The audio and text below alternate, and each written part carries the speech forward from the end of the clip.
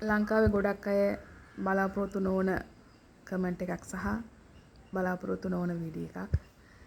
ඉතින් ඊයේ ටිලන් සහ මම ලීසා නිරෝ චාමු ආදි අක්කා අනිත් අය නම් මට ලොකුට මතක නැහැ. අපි හැමෝම ඊයේ කතා කළා. ඉතින් ප්‍රශ්නයකදී යම්කිසි ප්‍රශ්නයක් ඇති වුණා.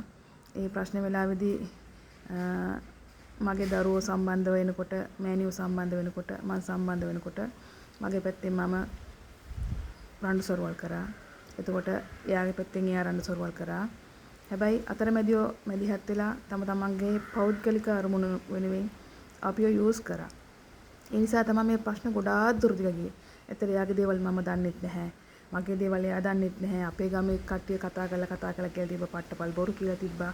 කොහොම හරි මේක ප්‍රශ්නයක් විදියට මුළු ලෝකයක් ලංකාවක් දැනගන්න විදියට ගිහිල්ලා අවසානයේ මට ලොකු ආඩම්බරයක් තියෙනවා.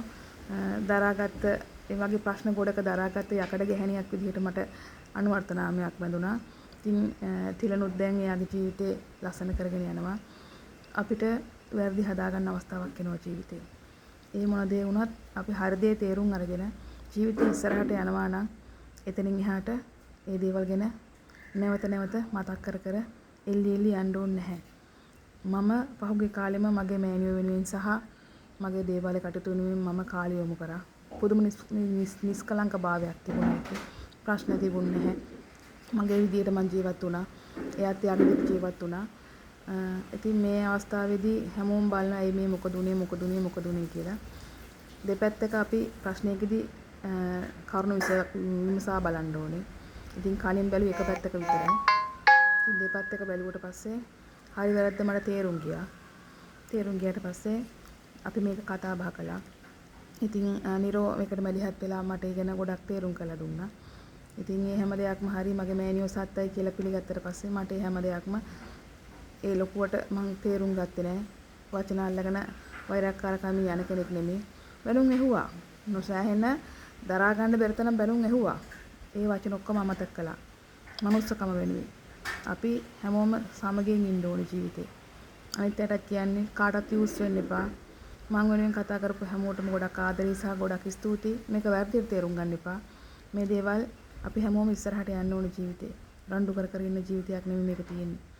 මේ හින්දා මිනිස්සු නොදැනුවත්කමෙන් රණ්ඩු සරුවල් වෙනවා. ඒක වෙනවා. රණ්ඩු වුණාකොට කියන්නේ මොනවද කියලා අපි දන්නේ නැහනේ. ඒක ඒව එහෙනුත් වෙනවා මෙහෙනුත් වෙනවා. මේ දේවල් සිද්ධ වෙනවා. ඉතින් අද ටිලන් එයා ගමන යනවා. මම මගේ ගමන යනවා. ඉතින් මම කියන්නේ ටිලන් අයියගේ සහ අනිත් අයගේ තියෙන ප්‍රශ්නවලට තව කට්ටිය යූස් කරන එක නවත්තන්න. එහෙම කරන්න එපා. ඒක දැන් හොඳටම පැහැදිලි. තව කෙනෙක්ට වචනයක් කිව්වට පස්සේ ඒ වචනය අල්ලගෙන ඒ වචනේ ඉස්මතු කර කර මිනිසුන් රවට්ටන එක නවත්තන්න. ඒක පැහැදිලි. ඉතින් කොහෙ කාත් එක්කවත් තරහක් ඇති කරගන්න එපා. මං ඉස්සරහත් ඒක කියලා තියෙනවා.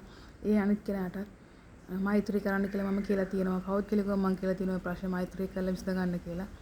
ඉතින් ඒ අතරතුරම මගෙත් එක්කම ප්‍රශ්න ගැටීම ඇති වුණේ.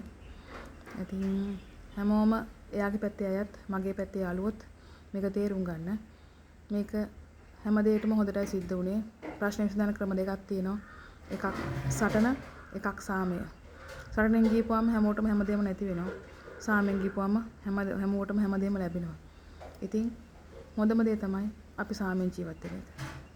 මම හිතනවා ලස්සන උත්තරයක් මම දුන්නා කියලා. මගේ අම්මාත් මට ලස්සන උත්තරයක් දුන්නා කියලා මම හිතනවා. ඉතින් මගේ දේවල් මම කරගෙන යයි.